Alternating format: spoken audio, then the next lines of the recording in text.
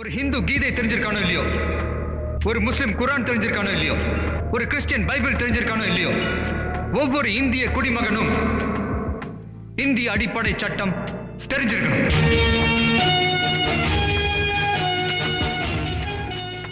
வணக்கம். சென்னை உயர்நீதிமன்ற வழக்கு ரமேஷ் பேசுகிறேன். இப்போ எதை பற்றி பேச போகிறோம்னா, முக்கியமான விஷயத்தை பற்றி பேச போகிறோம். நம்ம லீகல் ஷிப்பில் பேசுறதெல்லாம் முக்கியமான விஷயம்தான். இப்போ என்ன மேட்டரை பற்றி பேச போகிறோம் அப்படின்னு பார்த்தீங்கன்னா, இப்போது ஒரு கிரிமினல் கேஸ் இருக்குது. நீங்கள் போலீஸ் ஸ்டேஷனில் ஒரு கம்ப்ளைண்ட் கொடுக்குறீங்க. அதில் யாரெல்லாம் சொல்லி குற்றத்தில் ஈடுபட்டாங்கன்னு சொல்லி நீங்கள் கொடுப்பீங்க, கம்ப்ளைண்டில் கொடுப்பீங்க. ஆனால் போலீஸ் பார்த்தீங்கன்னா, இப்போ நீங்கள் உதாரணத்துக்கு 3 பேர் மேலே கம்ப்ளைண்ட் கொடுக்குறேன்னு வச்சுக்கிங்களேன். போலீஸ் பார்த்தீங்கன்னா ஒருத்தர் மேலே தான் எஃப்ஐஆர் போட்டிருப்பாங்க. மற்றவங்கள அந்த எஃப்ஐஆரில் சேர்த்துருக்க மாட்டாங்க, அப்படியே விட்டுடுவாங்க. அந்த மாதிரி காவல்துறை பண்ணிட்டாங்க அப்படின்னா அதுக்கு என்ன பண்ணணும் அப்படின்றத நம்ம இந்த வீடியோவில் பார்க்க போகிறோம். இது சம்மந்தமாக அண்மையில் சென்னை உயர்நீதிமன்றம் ஒரு அற்புதமான தீர்ப்பை கொடுத்துருக்கு. நாங்கள் விஷயத்துக்குள்ளே போயிடலாம். சென்னை உயர்நீதிமன்றம் தான் கொடுத்துருக்கு இந்த தீர்ப்பை. தீர்ப்பு நாள் பார்த்தீங்கன்னா 15/12/2025. நீதியரசர் சுந்தரமோகன் தான் கொடுத்துருக்காரு. Criminal RC number 2594/2025. மனுதார் யாருன்னு பார்த்தீங்கன்னா கந்தவேல். எதிர் மனுதார் யாருன்னு பார்த்தீங்கன்னா கள்ளக்குறிச்சி மாவட்டம் உளுந்தூர்பேட்டை வட்டம் எடக்கல் போலீஸ் ஸ்டேஷனோட SI. என்ன கேட்குறாங்க அப்படின்னா, இவங்க ஒரு பெட்டிஷன் போடுறாங்க. அந்த பெட்டிஷனில் என்ன சொல்கிறாங்க, இந்த பார்ட்டியை ஒரு அக்யூஸ்ட் மேலே மட்டும்தான் எஃப்ஐஆர் போட்டுக்கிறாங்க. நான் 3 பேர் மேலே கொடுத்தேன். அதனால் இதில் காவல்துறை ஃபைல் பண்ண அந்த சார்ஜ் ஷீட்டை தாண்டி விசாரணை ஆரம்பிக்கக்கூடாது. இதில் ஃபர்தர் இன்வெஸ்டிகேஷன் மேற்கொண்டு காவல்துறை விசாரணை பண்ணணும் அப்படின்னு ஒரு பெட்டிஷனை போடுறாங்க. அந்த பெட்டிஷனை உளுந்தூர்பேட்டை நீதித்துறை நடுவர் நீதிமன்றம் தள்ளுபடி பண்ணிடுது. அதை ஏற்ற அந்த உத்தரவை ரத்து பண்ணி நடவடிக்கை எடுக்கணும்னு சொல்லி இந்த மனுவை இந்த கந்தவேல் போட்டிருக்காரு. என்னென்னா 2 பக்கம் தான் இருக்குது, வாங்க படிச்சிடுறேன். Prayer criminal revision case filed under section 438 read with 442 of BNSS 2023 to set aside the judgment of the Judicial Magistrate No. 1 உளுந்தூர்பேட்டையின் criminal MP number 210/2025 in CC number 177/2025 dated 14/4/8/2025 and direct the Sub Inspector of Police Edaikkal police Ulundurpet taluk Kallakurichi district to conduct the further investigation crime number 27/2023 in CC number 177 177/2023.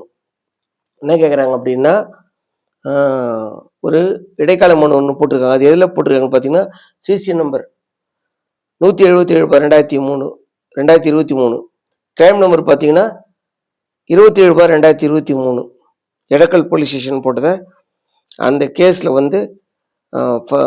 மேற்கொண்டு நடவடிக்கை எடுக்கிறதுக்கு காவல்துறைக்கு நீதிமன்றம் உத்தரவு போடணும் அப்படின்னு சொல்லி ப்ரேயர் கேட்குறாங்க. என்ன உத்தரவு என்ன சொல்கிறாங்கன்னு பார்த்தீங்கன்னா, the petitioner challenged the dismissal of petitioner application filed under section 173 subclass 8 of CRPC seeking for further investigation. அப்படின்னா இவங்க போட்ட மனுவை உளுந்தூர்பேட்டை நீதித்துறை நடுவர் நீதிமன்றம் JM1 போட்ட அந்த மனுவை கோர்ட்டு தள்ளுபடி பண்ணிடுது. அந்த உத்தரவை 173 சப்கிளாஸ் 8 போடுறாங்க. எப்போ போடுவாங்க அப்படின்னு பார்த்தீங்கன்னா, காவல்துறை ஒரு குற்ற வழக்கில் குற்றப்பத்திரிகை அதை தான் ஃபைனல் ரிப்போர்ட் நாங்கள் சொல்லுவோம். அதை போட்டதுக்கப்புறம் இவங்க அதில் அப்ஜெக்ஷன் இருக்கும். சில பேர் பார்ட்டி சேர்த்துருப்பாங்க, சேர்த்துருக்க மாட்டாங்க, இல்லை விசாரணையில் திருப்தி இருந்திருக்காது. அதனால் ஒரு விசாரணை பண்ண புதுசாக விசாரணை பண்ண சொல்லி கேட்க முடியாது. CRPC 173 சப்கிளாஸ் 8 மேற்கொண்டு விசாரணை பண்ணணும் அப்படின்னு சொல்லி மேஜிஸ்ட்ரேட் கோர்ட்டில் நீங்கள் மனு போடலாம். அந்த மாதிரி ஒரு மனு போடுறாரு. அதை தள்ளுபடி பண்ணிடுறாங்க. அந்த உத்தரவை எடுத்து சேலஞ்ச் பண்ணி வந்திருக்காரு. The petition is the de facto complaint. On the complaint petition, the respondent police registered FIR in crime number 27/2023 and filed final report in CC number 177 of 2023 for the offences punishable section 447 and 435 IPC. in this case of the petition that although 3 persons were involved in the alleged offence, the respondent police have filed the final report as against only one accused, and hence he filed an application before the Land Judicial Magistrate 1, Ulundirpet, to direct the respondent police to investigate further. The Land Magistrate dismissed the state application on the ground that the petitioner had filed the petition for further investigation 2 years after the cognizance has been taken by the Land Magistrate and no ground has been made for further investigation. அப்படின்னா என்ன சொல்றாங்கன்னா, இந்த மாதிரி crime number 27/2023 Edakkal police ஸ்டேஷன்ல FIR போட்டிருக்காங்க. அதை வந்து magistrate கோர்ட்ல சிசி நம்பர் 177/2023 எடுத்தாங்க. அந்த சிசி நம்பர் அப்படின்னா கேலண்டர் கேஸ்ன்னு சொல்லுவாங்க, ஆண்டி பட்டிகை வழக்கு என்ன பேர் தமிழ்ல. எஃப்ஐஆர்ல இருந்து கோர்ட்டுக்கு விசாரணை எடுக்கும்போது விசாரணைக்கு ஒரு ஒரு நம்பர் கொடுப்பாங்க. அதுல என்ன சொல்றாங்கன்னா, இது வந்து இந்திய தண்டனை சட்ட பிரிவு 447 435 தண்டிக்கக்கூடிய குற்றம் அப்படின்னு சொல்லிட்டு, இதுல என்ன சொல்றாங்க, கம்ப்ளைண்ட்ல வந்து 3 பேர் ஈடுபட்டு இருக்காங்க. ஆனா போலீஸ் வந்து ஒரே ஒரு ஆள் மேல எஃப்ஐஆர் போட்டிருக்காங்க. அதனால இந்த மனுவை இவங்க ஃபர்தர் இன்வெஸ்டிகேஷன் மனு போட்ட உடனே நீதிமன்றம் என்ன சொல்லிடுது, தள்ளுபடி படுத்து என்ன சொல்லுது, நாங்க வந்து அந்த ஆண்டு பட்டிகை வழக்க கோப்புக்கு எடுத்ததுல 2 வருஷத்துக்குள்ள நீங்க இந்த மேற்கொண்டு புலனாய்வு விசாரணை கேட்டிருக்கணும் நீங்க. ஆனா அது காலம் தவறி கேட்டதால அந்த மனுவை நான் தள்ளுபடி பண்றேன் அப்படின்னு சொல்றாங்க. Here the Land Council for the petitioner and the Land Council for Government Advocate Criminal Side appearing for the respondent police. 2 பக்கமும் விசாரிச்சேன். நான் வந்து இந்த வழக்கு சம்பந்தமான வாதங்களை நான் கேட்டேன் அப்படி நீதியரசர் சொல்றாரு. சென்னை உயர்நீதிமன்ற நீதியரசர் சொல்லிட்டு, this court expressed to the Land Council for the petition that the petitioner would be entitled to file an application under application section 319 of 319 of CRPC before the land magistrate for summoning any other person if evidence recorded in a trial disclose involvement of the said person is offence. The Land Council therefore sought for the liberty to file application under the section 319 of CRPC during the trial. என்ன சொல்றாரு அப்படின்னா, நான் வந்து என்ன சொல்றேன் அப்படின்னு நீதியரசர் சொல்றாரு, மனுதாரர் இந்த கந்தவேல் இருக்கார் இல்லையா, இந்த கந்தவேல் மனுதாரர் இவர் இந்த வழக்குல அவர் வந்து குற்றவியல் நடைமுறை விசாரணை சட்டம் 319 படி உளுந்தூர்பேட்டை நீதித்துறை நடுவர் J1 ஒரு 319 கீழே ஒரு மனுவை போடலாம். அதுல அந்த மனு விசாரணைக்கு எடுத்துட்டு நீதிமன்றம் மேற்கொண்டு நடவடிக்கை எடுக்கலாம் அப்படின்னு சொல்லிட்டு, the view of the same, the revision is disposed with the liberty to the petitioner to invoke section 319 of CRPC to summon any other person on the accused of involvement in the revealed during the course of the trial with observation the criminal revision case is closed. அப்படின்னா சொல்றாருன்னா, இதன் அடிப்படையில் வந்து 319 மனுதாரர் போட்ட மனுவை விசாரணைக்கு எடுத்துக்கிட்டு நீதிமன்றம் ஒரே உத்தரவு பிறப்பிக்கணும்னு சொல்லிட்டு இந்த மனுவை நான் முடிக்கிறேன் அப்படின்னு சொல்றாரு. இந்த தீர்ப்பு பார்த்தீங்கன்னா கிட்டத்தட்ட ஒரு 3-4 பக்கம் தான் இருக்குது. டிஸ்கிரிப்ஷன் பாக்ஸ் கொடுக்குறேன். இந்த 319 CRPC என்ன சொல்லுதுன்னு பார்த்தீங்கன்னா, ஒரு குற்ற வழக்கில் இப்போ இந்த வழக்கிலே எடுத்துக்கங்க, 3 பேர் அக்யூஸ்டு குற்ற சாட்டப்பட்ட நபர்கள்.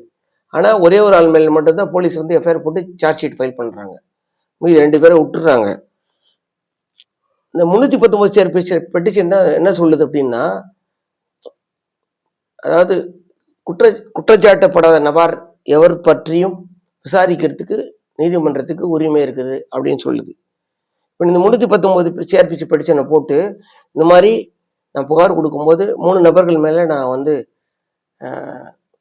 கிரிமினல் கம்ப்ளைண்ட் குற்ற புகார் கொடுத்தேன். ஆனால் காவல்துறை வந்து ஒருத்தர் மேலே போட்டு 2 பேருக்கு அனுகூலமாக அந்த வழக்கில் சேர்க்காம அது சமயம் ஒருத்தர் மேலே மட்டும் குற்றப்பத்திரிகை தாக்கல் செஞ்சு விட்டுட்டாங்க, அவங்களை தப்பிக்க விட்டுட்டாங்க.